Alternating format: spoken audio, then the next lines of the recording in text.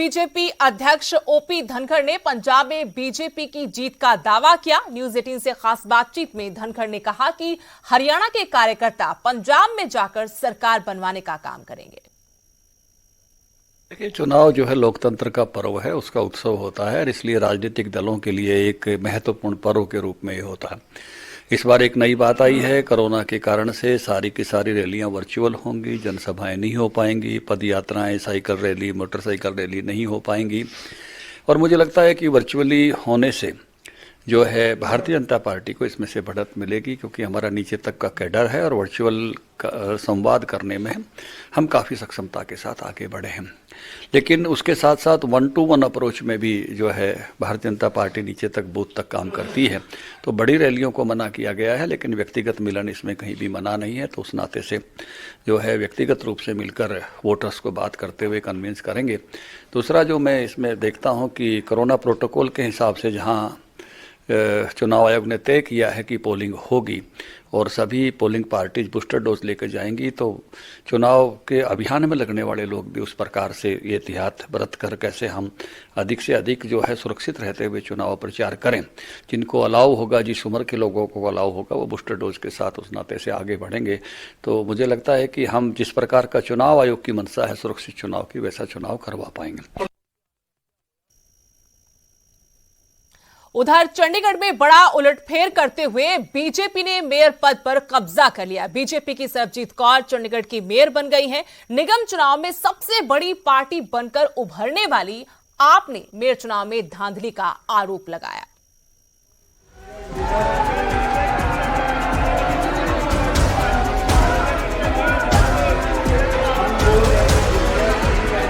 ये हंगामा, ये शोर, ये बवाल तब हुआ जब आम आदमी पार्टी का एक वोट इनवैलिड होने के चलते रद्द हो गया और मेयर के पद पर बीजेपी का कब्जा हुआ। आम आदमी पार्टी और भाजपा दोनों उम्मीदवारों को 14-14 वोट पड़े थे, लेकिन आपका एक वोट इनवैलिड होने से उसे रद्द कर दिया गया। इसके बाद आप पार्षदों ने जमकर हंगामा शुरू कर दिया।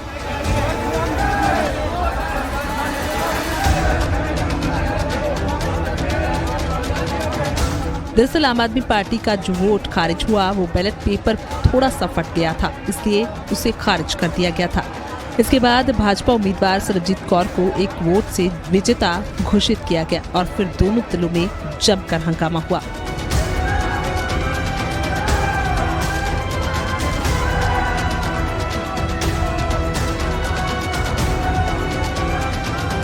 एक दूसरे के खिलाफ जमकर नारेबाजी की गई, हाथापाई तक नौबत आ गई थी। आम आदमी पार्टी अंत तक धांधली का आरोप लगाती रही। पूरे इलेक्शन प्रोसेस को पूरी तरीके से एक पार्शियल प्रोसेस में बनाया गया, तब्दील किया गया और फ्री एंड फेयर इलेक्शन की धज्जियां उड़ाते हुए आम आदमी पार्टी के सही वोट को फाड़कर रिजेक्ट कर दिया और बीजेपी के फटे हुए वोट को एक्सेप्ट करके वैलिड वोट करार दिया गया।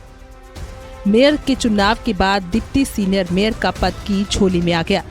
हालांकि डिप्टी मेयर के चुनाव के लिए पेच फंस गया। चुनाव में भाजपा और आप उम्मीदवारों को 14-14 वोट मिले। इसके बाद डिप्टी मेयर के चुनाव के लिए ड्रॉ करने का फैसला हुआ, जिसमें अनूप गुप्ता का नाम निकला। अनूप गुप्ता भाजपा के ही उम्मीदवार हैं।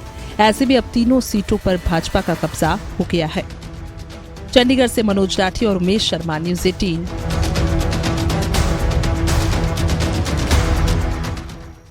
हरियाणा से बड़ी खबर, जहां उप मुख्यमंत्री दुष्यंत चौटाला की कोरोना की रिपोर्ट पॉजिटिव आई है। फिलहाल वो होम आइसोलेशन में है। आरटी-पीसीआर टेस्ट की रिपोर्ट उनकी पॉजिटिव आई।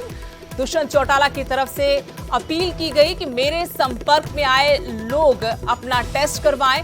दुष्यंत चौटाला ने ट्वीट कर कहा, हल्का बुखार होने पर मैंने आरटी-पीसीआर टेस्ट करवाया, जिसकी रिपोर्ट पॉजिटिव आई है। मैंने खुद को आइसोलेट कर लिया है। पिछले 48 घंटों में जो भी मेरे संपर्क में आए हैं उनसे आग्रह है कि एहतियातन कोविड टेस्ट करवा लें।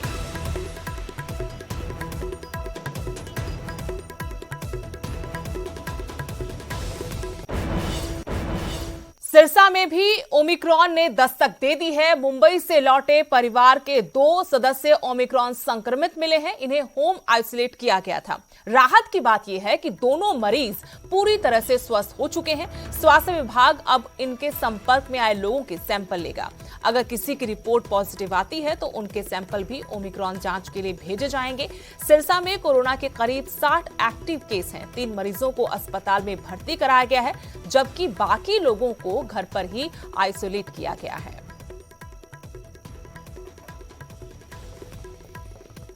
कोरोना के सिरसा जिले में पिछले एक हफ्ते के अंदर हमारे 65 केस आ चुके हैं, 65, और उसमें से 3 लोग एडमिट हैं।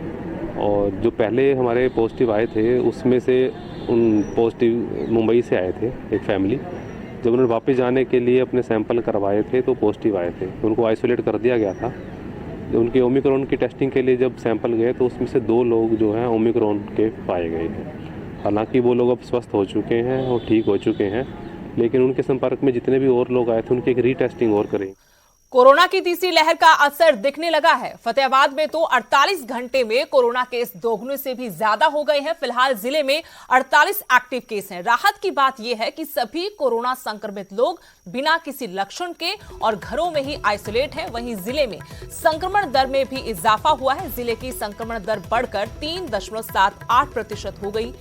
बड़ी बात यह है कि संक्रमित मिल रहे ज्यादातर लोगों में बच्चे और युवा हैं और इनमें से ज्यादातर लोगों की कोई ट्रैवल हिस्ट्री तक नहीं है, जिसे माना जा रहा है कि जिले में कोरोना कम्युनिटी स्प्रेड की तरफ बढ़ रही है। वहीं कोरोना से जंग लड़ रहे 64 साल के एक बुजुर्ग की मौत हो गई।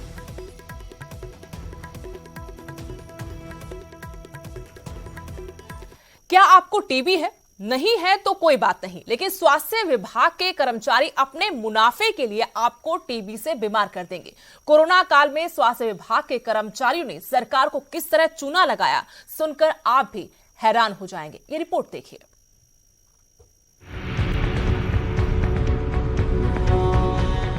जब कोरोना की दूसरी लहर चरम पर थी, लोग तिल तिल कर मरने को मजबूर थे।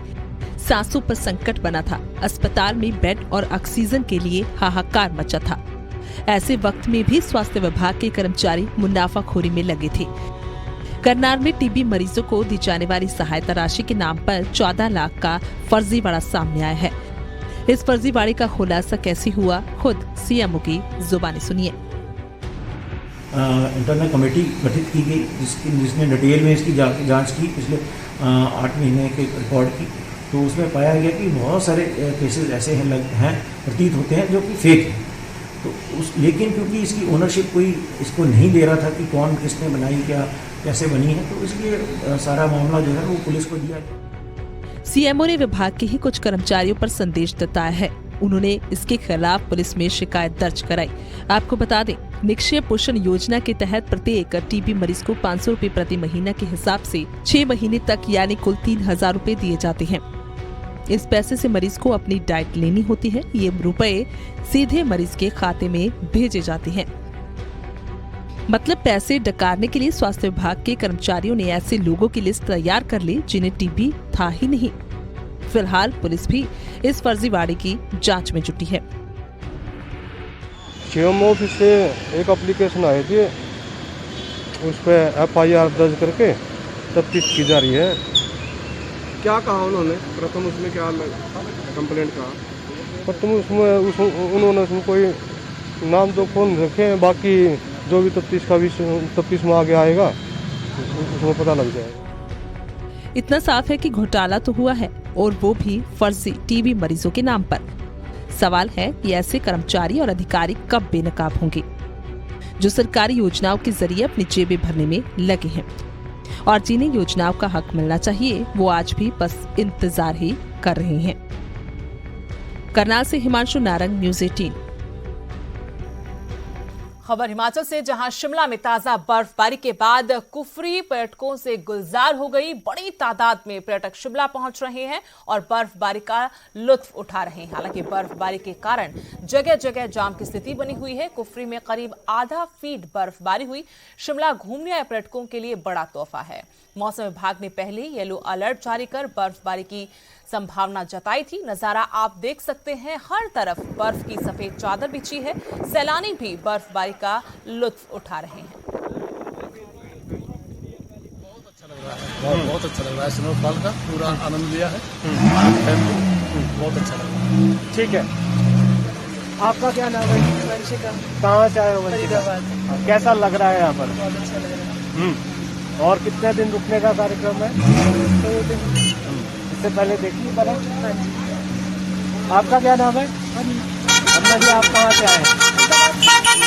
कैसा लग रहा है यहाँ पर? बहुत अच्छा लग रहा है। एंजॉय किया बर्फ को?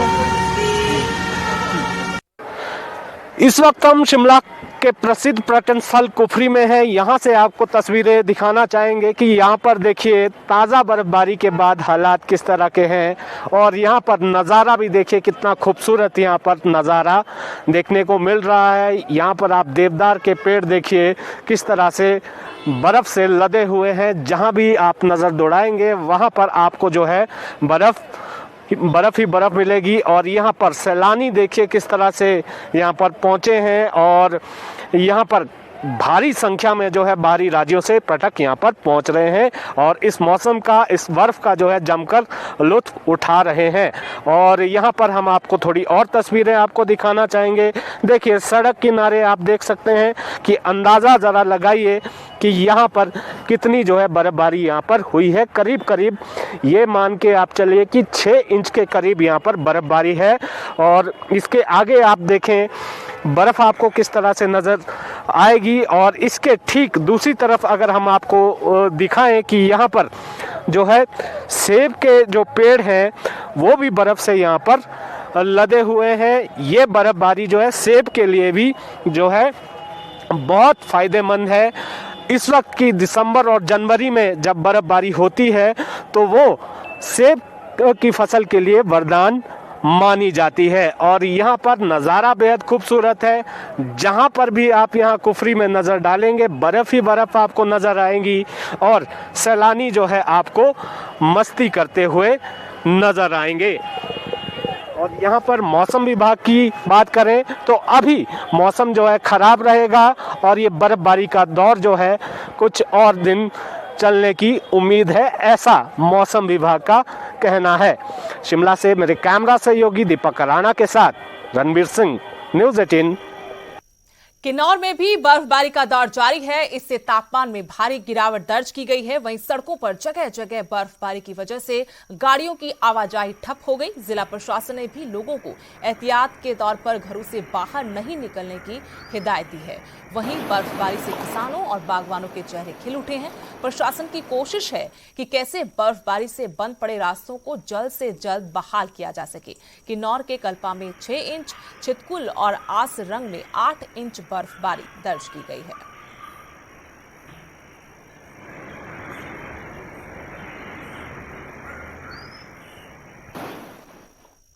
उत्तर भारत के पहाड़ी राज्यों में बर्फबारी जारी है, जिससे ठंड तो बढ़ी लेकिन सैलानियों के चेहरे खिल उठे और ये बर्फबारी इनके लिए बड़ी सौगात है। इस बर्फबारी का भरपूर आनंद लिया जा रहा है। आपको टीवी स्क्रीन पर हम 4 तस्वीरें दिखा रहे हैं। श्रीनगर, शिमला, कटरा, पहलगाम की तस्वीरें जहां खूब बर्फबारी हुई है और इस बर्फबारी से जहां पर्यटक कारोबार को बड़ा फायदा होगा, वहीं सैलानियों के लिए भी ये बड़ी सौगात है। पर्यटक भी बर्फबारी का जमकर लुत्फ उठा रहे हैं। श्रीनगर, शिमला, कटरा, पहलगाम की 4 तस्वीरें आपको दिखा रहे हैं कैसे बर्फबारी के बाद ये पर्यटक स्थल गुलजार हो उठे।